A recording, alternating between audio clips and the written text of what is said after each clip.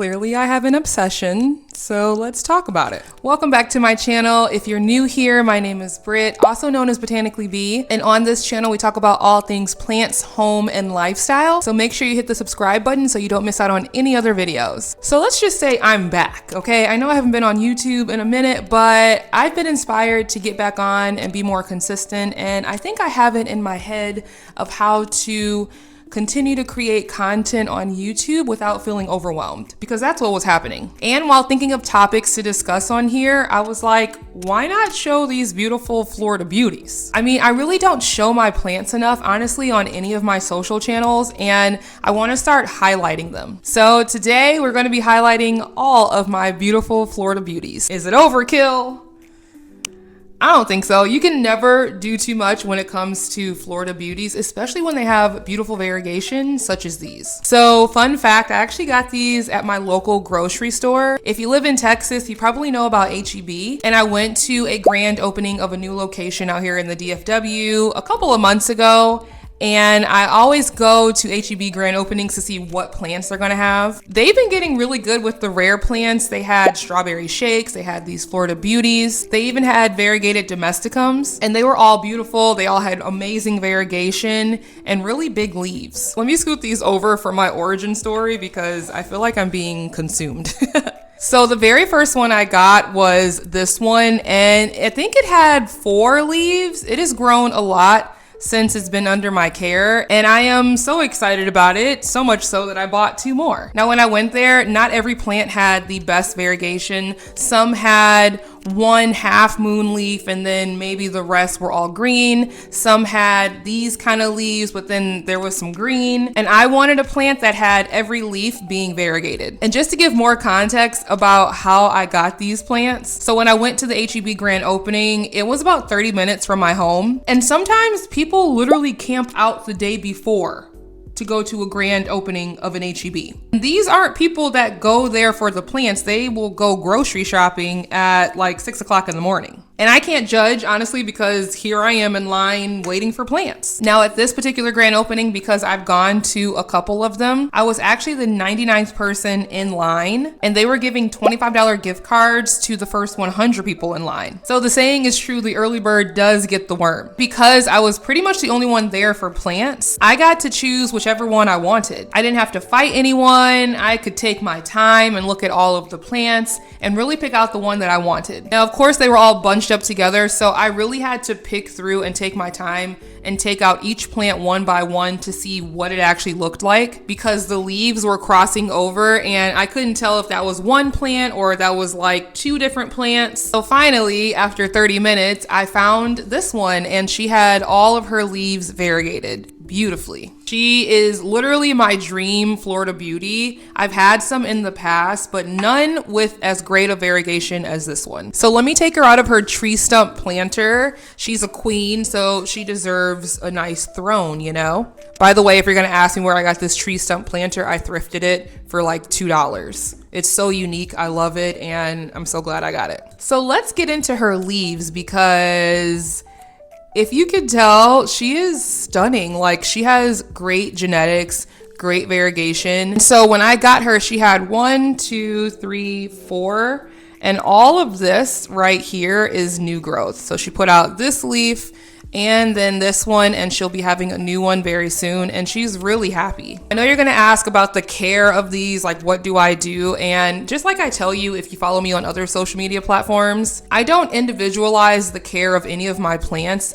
They all pretty much get the same thing. The thing with variegated plants though that I have learned is the more light you give them, the more variegation they're gonna put off and the happier they're gonna be. Now I'm not saying put them in direct light like a south facing window, though Melon right here absolutely loves it, but putting them close to a window like an east facing window or a west facing window where they're getting morning sun or evening sun is ideal for them, because the variegation, if you think about it, the green parts in the leaves of our plants are what have chlorophyll. When they're variegated, they lack chlorophyll in those parts, which is why when a plant is stressed out, whether it be from underwatering, overwatering, too much sun, not enough sun, whatever is going to stress it out, the variegated parts start to brown first because they don't have any chlorophyll, and that's the weakest part of the plant. So the more variegation a plant has, the more light that I like to give it, because it needs more light with the lesser greener parts in their leaves. And she absolutely loves it. I have her in my west facing window in my kitchen,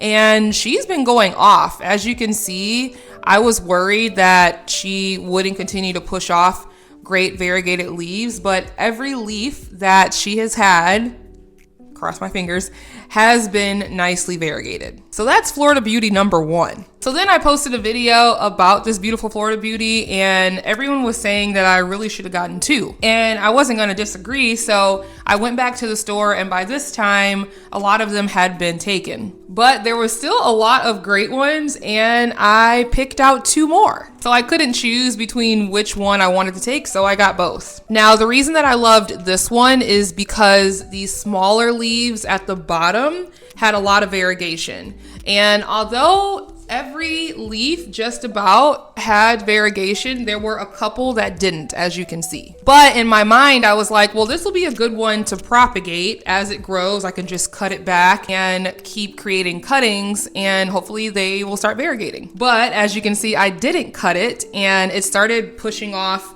this long runner of leaves. This leaf, this leaf, this leaf, and this leaf being the newest one are all that it has pushed off since I've had it. This one is in a different area in my home. It actually stays here in the plant studio. And in the plant studio, I get southeast facing sun. So there's south to the right of me, and then there's east directly in front of me. So it gets morning sun and then a bit more of direct light from the south facing window, and it really loves it in here. I don't have it near a window. I would say it's about 3 feet from the windows, and it still thrives. Now, I'm trying to decide if I want to have it climb up a moss pole, even though I really don't like moss poles. If you know, you know. I just don't like the look of them, but I do know that they help support. I understand their function. I just don't like the look of them. I want my plants to grow wild and grow however they want to, but this one is becoming a little bit unruly, and it doesn't stand up straight without any support. So I have it up against another plant to help it stand up like this, but it's going to need something. I'm either going to have to decide to cut it or to support it. And I'm thinking about putting it on a moss pole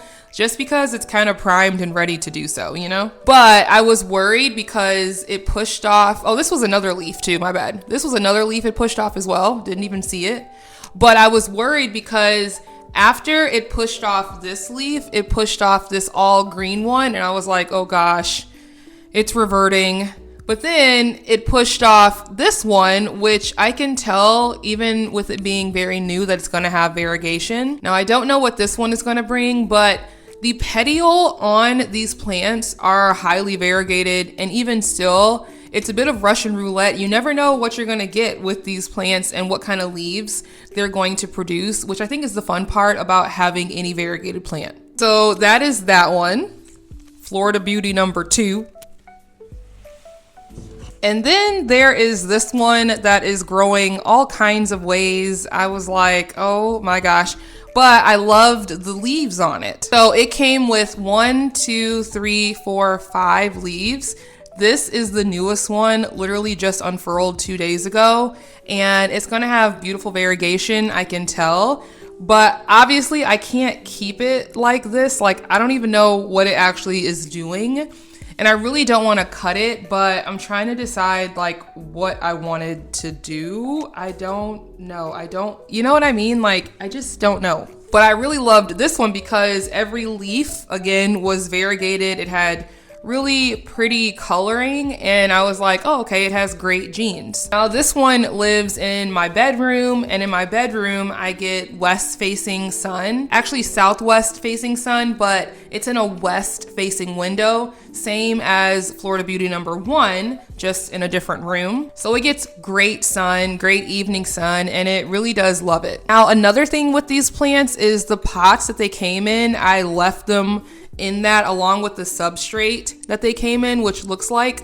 cocoa peat, and these pots don't have any drainage. Now, would I encourage that for a beginner plant parent? No. But I do have a keen intuition about my plants, which I'm gonna do another video on how to build your intuition when it comes to plant parenting. If you wanna see it, let me know in the comments. But when it comes to watering these plants with it not having any drainage, I am very careful about how much water I put in there and how frequently I do water. Probably about now would be the time that I would water it, because I can tell on the very top that it's dry. But just because the substrate is dry on the top does not mean that it's dry on the bottom where we can't see it, which is typically why I suggest clear pots, which in another video, I probably will go ahead and repot these in clear pots so you can see the process and why I like using clear pots. But because I don't know what's going on in there, again, I'm very careful, but I'm also taking into consideration how much light these plants get. With these two that sit in west-facing windows, they're getting some intense light in the afternoon, which is causing them to dry up faster, which is fine because philodendrons do love to stay on the drier side a little bit more. So I probably water these once a week, but do very, very minimal watering,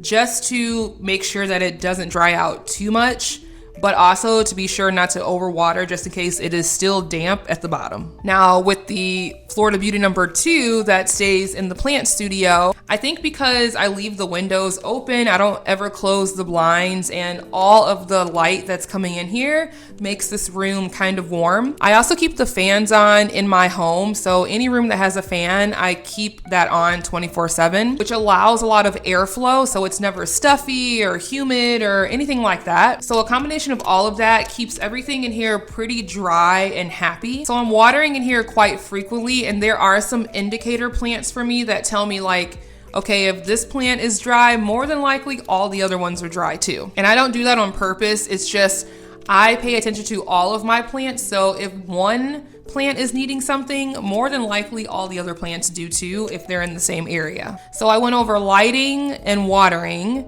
Oh, humidity. So I don't have any additional humidity in this home. I know typically in the past I have kept humidifiers, and I have one in this plant studio, but I hardly run it because it's not one of those automatic ones that cut on and cut off when the humidity drops or rises. So I really don't even care about it, honestly, to like put it on, and the plants are still very happy. And I'm really trying to be a more low-tech, low maintenance type of household when it comes to my plants. I don't want to have to do anything extra like grow lights or humidifiers or anything like that. I really just want them to thrive however it is in my home. And they have been. So the ambient humidity in my home typically stays at about 50 to 60%, which is very comfortable for me, very comfortable for my dog, for my fish, and my other aquatic pets, because now I have to consider all the other things that are going on in my home outside of my plants. So I really don't do anything extra, and they seem to be doing okay with the ambient humidity in my home. Okay, so now we've gone over light, watering, and humidity, and then we talked about the substrate that they're in, but I will be switching them to my chunky soil mix very soon. I might do a repotting video on here, I don't know. Maybe do like repotting and chat, maybe, I don't know. But yeah, I just wanted to highlight my Florida beauties in this video. Hope you found something helpful in terms of how I care for mine and keep them beautiful as they are. I hope to continue to keep them beautiful, you know? Let me know in the comments, do you have a Florida beauty? What are your tips to take care of them? And share that with anyone else that might be reading the comments looking for more help. Don't forget to like and share this video and subscribe so you don't miss out on any other ones coming up. And I'll see you in the next video.